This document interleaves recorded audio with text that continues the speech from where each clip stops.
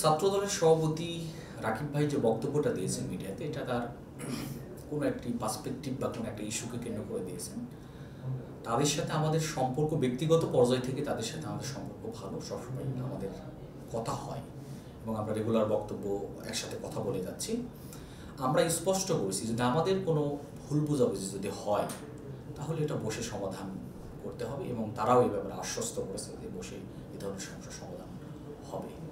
ছাত্র শিবিরকে জড়িয়ে চট্টগ্রাম কলেজের একটা ব্যাপারে মূলত কথা আসছে। আমরা এখানেও আমাদের বক্তব্য স্পষ্ট করেছি যে ছাত্র শিবিরের সাথে ছাত্র দলের যে সংঘর্ষের কথা আনা হয়েছে মিডিয়াতে বা কিছু পত্রিকাতে আসছে, এটা হলো এক ধরনের অপপ্রচার বলতে পারি। ছাত্র শিবির অভিযোগ যাদেরকে করা হচ্ছে আসলে তারা কেউ ছাত্র শিবিরের না, বরং ছাত্র শিবির বলে মিডিয়াতে চালিয়ে দেওয়া হয়েছে। কাজেই এটা একটা অসত্য ছিল বা একটা কোনো একটা পক্ষে অশুভ শক্তি যারা 24-এর আন্দোলনের পরে এই ফ্যাসিস্ট এর বিদায়ের পরে সকল দল মত নির্বিশেষে যে আন্দোলনটা হয়েছিল, এরপর একটা সমৃদ্ধ বাংলাদেশের যে স্বপ্ন নিয়ে আগাচ্ছে, মাঝখানে ফাটল ধরানোর জন্য একটা চক্রান্তিক কাজ করে যাচ্ছে বলে আমরা মনে করি। রাজীব আহমেদের যে বক্তব্য ছিল সেখানে তারা বলছে যে তাদের কথাই মনে হয়েছে যে ছাত্র দলকে নিশ্চিহ্ন করার একটা ষড়যন্ত্র হচ্ছে, সেই অভিযোগের তীরও আপনাদের দিকে দেয়া হয়েছে। তো আসলে এগুলোতে কি বলবেন আপনারা? আমরা ছাত্র রাজনীতিতে কাউকে নিশ্চিহ্ন করা বা কারোর সাথে সংঘাতে জড়িয়ে যাওয়া এই ধরনের বিশ্বাসী কর না। ছাত্র শিবির এ ধরনের কোনো আদর্শ লালন করে না। ছাত্র শিবির ছাত্র রাজনীতির আন্দোলনে পারস্পরিক বন্ধুত্বপূর্ণ ফ্রেন্ডলি সম্পর্কের মধ্য দিয়ে ছাত্র রাজনীতির এই অঙ্গনে সংস্কার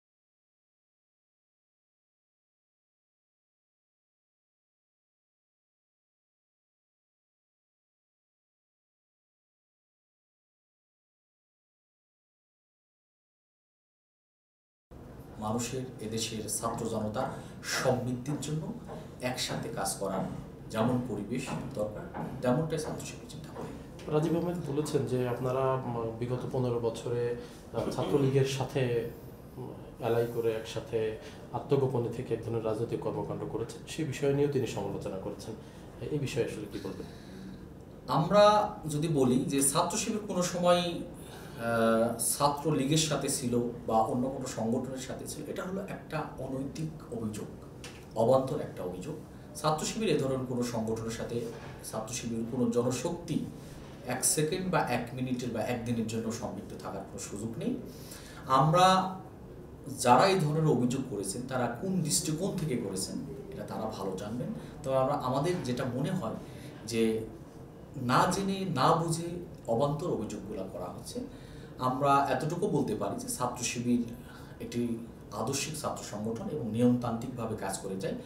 গোপন কোনো রাজনীতি বা গোপন কোনো সাথে ছাত্র শিবিরের সম্পর্ক নাই।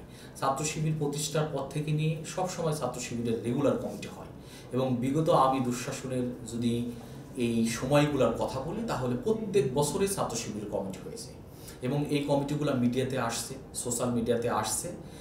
মিডিয়া ছাত্র শিবিরকে সেই স্পেসটা দেয়নি যে স্পেসটা এখন দিচ্ছে। কারণ না দেওয়ার একটি কারণ ছিল যে ফ্যাসিস্টদের জুলুম এবং নির্যাতন ছিল, যার কারণে তারা ছাত্র শিবিরকে সেই ধরনের স্পেস দেয় নাই।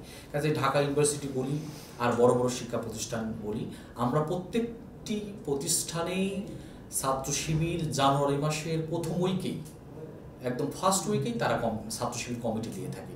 কাজে ছাত্র শিবিরের কার্যক্রম ছিল না বা ছাত্র শিবির গোপন সম্পৃক্ততা বা গোপন থেকে কার্যক্রম করেছে, এটা আমি মনে করবো এক ধরনের তাদের তথ্যের গ্যাপ, তাদের কাছে কোনো তথ্য ছিল না বা তাদের জানার গ্যাপ আছে। রাজীব আহমেদ সেদিন বলেছেন যে বিগত যে কমিটিগুলো হয়েছে সেই কমিটিগুলো যেন ছাত্র শিবির প্রকাশ্যে নিয়ে আসে, যাতে করে কারা কাদের সাথে ছিল কি ছিল এই বিষয়গুলো জানা যাবে। তো এই কমিটিগুলো প্রকাশ্যে নিয়ে আসা বা বিগত 15 বছরে যে কমিটিগুলো হয়েছে সেগুলো সামনে নিয়ে আসার কি কোনো আপনাদের কোনো সদিচ্ছা বা আপনাদের সেই দৃঢ় মনোবল আছে কিনা? ছাত্র শিবিরের যে কমিটি প্রকাশ করার যে কথাটা নিয়ে আসা হয়েছে, আমরা যদি বলি যে আমাদের কমিটি সবসময় প্রকাশিত, সেন্ট্রাল কমিটি অন্যান্য কমিটি সকল কমিটি আমাদের প্রকাশিত ছিল। আমরা আমাদের সুযোগ এবং আমাদের ফ্যাসিস্ট রিজিমের কারণে আমাদের এই ধরনের দায়িত্বশীলদেরকে মিডিয়াতে আমরা প্রচার করি নাই। কাজেই যারা এই ধরনের অভিযোগ করছেন তারা কোন দৃষ্টিকোণ থেকে করেছেন এটা তাদের ব্যাপার। আমরা আমাদের নিয়মতান্ত্রিক কার্যক্রমকে সব সময়ের জন্যই চালিয়ে গিয়েছি এবং আমাদের ছাত্র সংগঠনের সকল কার্যক্রমে অবৈধ ছিল সব সময়ের জন্য। যেহেতু একটা প্রশ্ন উঠেছে সেহেতু বিগত 15 বছরের শিবিরের যে কমিটি হয়েছে সেটা আসলে প্রকাশ করা বা আপনারা আসলে এটা নিয়ে কোনো কিছু ভাবছেন কিনা? এটা নিয়ে যদি বলি যে এই সময়ে এসে 15 বছরের এই কমিটি প্রকাশ করাটাকে খুব যৌক্তিক মনে করছি না আমরা। আমাদের কমিটিগুলো সবসময় প্রকাশিত ছিল। যারা এই ধরনের কমিটি চাই তারা যদি একটু সচেতনতার সাথে খোঁজাখুঁজি করে, আমরা কমিটি দিয়েছি, আমাদের কার্যক্রম অব্যাহত ছিল। কাজেই আমরা যেটাকে যৌক্তিক মনে করছি এটা নিয়ে আমরা খুব বেশি আলোচনায় থাকতে চাই না, আলোচনা করতে চাই না। মঞ্জুর ভাই, একটু গত কয়েকদিন মানে মাস দুয়েক আগেও আপনারা একসাথেই রাজনীতি করেছেন, একসাথে একই আন্দোলনে একই গন্তব্য ছিল আপনাদের, যে শেখ হাসিনা সরকারের পতন। কি এমন হলো যে এই এক মাসের মধ্যেই আসলে আপনাদের মধ্যে সম্পর্কের এই ফাটলটা বা এই ভুল বোঝাবুঝিটা তৈরি হলো? এটা আসলে কেন, আর এটার জন্য আসলে সামগ্রিকভাবে আপনি কি বলবেন এটাকে?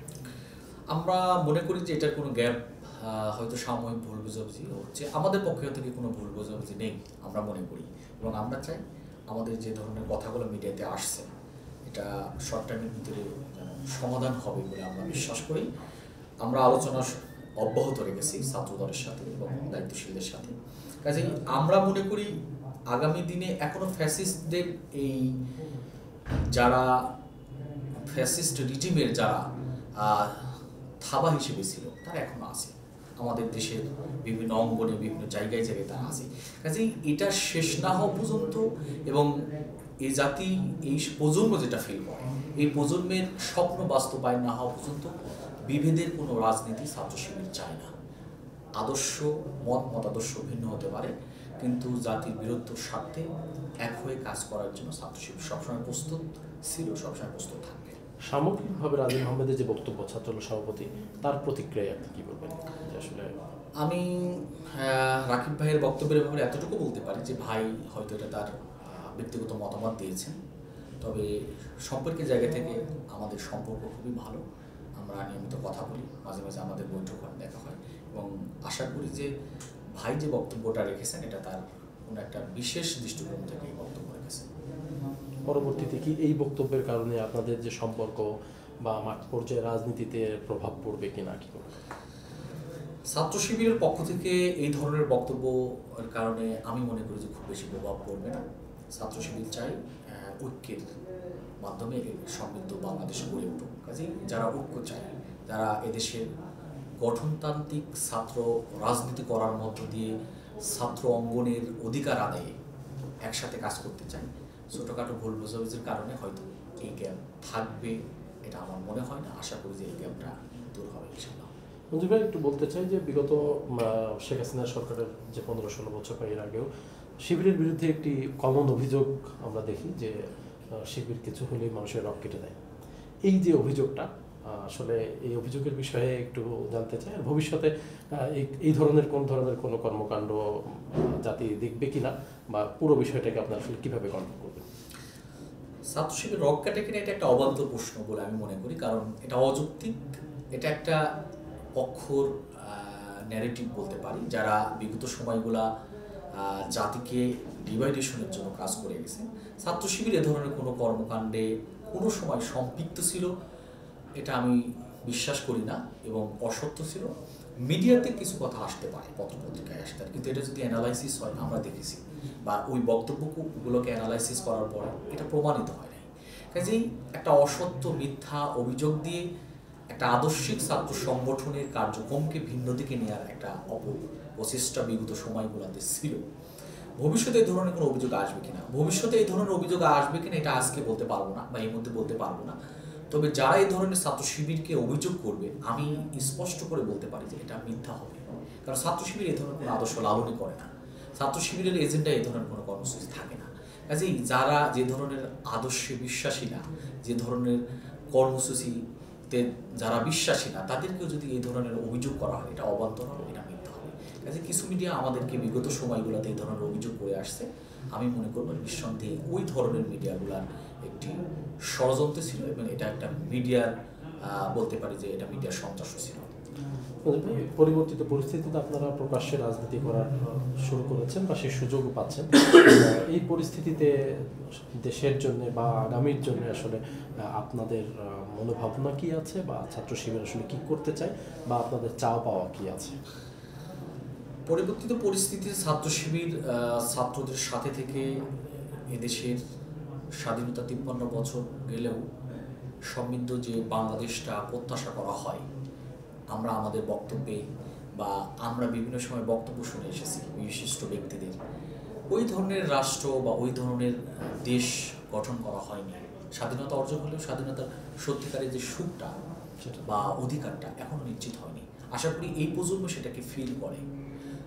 তার কারণেই আমরা চাই এই প্রজন্মের সেই ফিলটাকে, যেটা তারা ফিল করে, আমরা সেটা ছাত্র শিবির দক্ষ, যোগ্য, সৎ এবং ন্যায়পরায়ণ দক্ষ লোকবল তৈরির মধ্য দিয়ে সে স্বপ্ন বাস্তবায়ন করার জন্য কাজ করে যাচ্ছে এবং এটাই ছাত্র শিবির করতে চায়।